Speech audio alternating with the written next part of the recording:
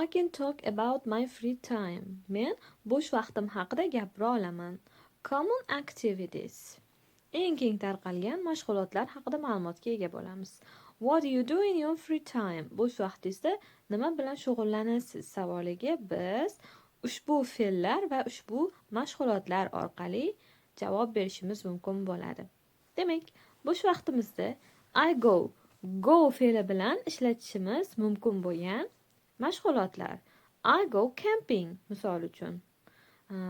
Sayohatga chiqishim mumkin. Kempingni bilasiz, bu chodir tikib, tabiat qo'ynida dam olinadigan sayohat. I go skiing. Chang'i uchishim mumkin. I go fishing. Baliq ovlagani borishim mumkin. I go to the cinema. Kinoga borishim mumkin. I go to the gym. Sport zaliga borishim mumkin. I play. Man o'ynayman yoki chalaman. I play cards. Kart o'ynayman. I play table tennis. Stol tennisi o'ynayman. I play computer games. Kompyuter o'yinlarini o'ynayman. I play the guitar. Gitara chalaman. I do some yoki I do quite a lot of. Man ko'proq bunaqa qilaman desangiz ishlatishingiz mumkin. I do a lot of traveling. Judayam ko'p sayohat qilaman. I do a lot of flower arranging. Gullarni tartiblashni, gullarga qarashni yaxshi ko'raman. I do some cooking. Ba'zida pishiraman, ba'zan pishirishni yaxshi ko'raman. I do some drawing and painting. Chizaman, bo'yayman. I collect things. For example, stamps. Man narsalar to'plashni yaxshi ko'raman. Misol uchun shtamplar. I watch TV and DVDs. DVD yoki televizor ko'raman. I spend time with friends. Vaqtimni do'stlarim bilan o'tkazaman.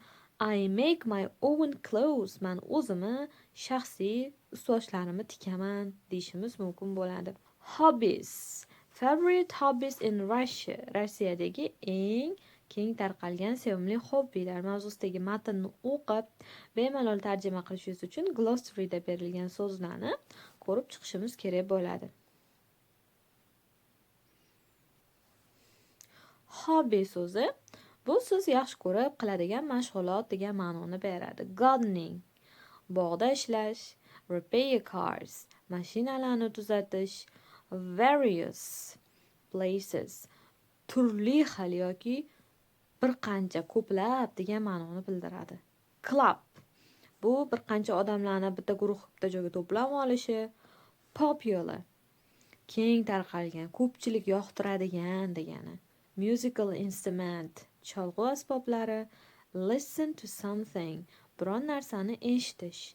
Classical music, mumtoz musiqa. Misol uchun Bach yoki Mozart yozgan kuylar.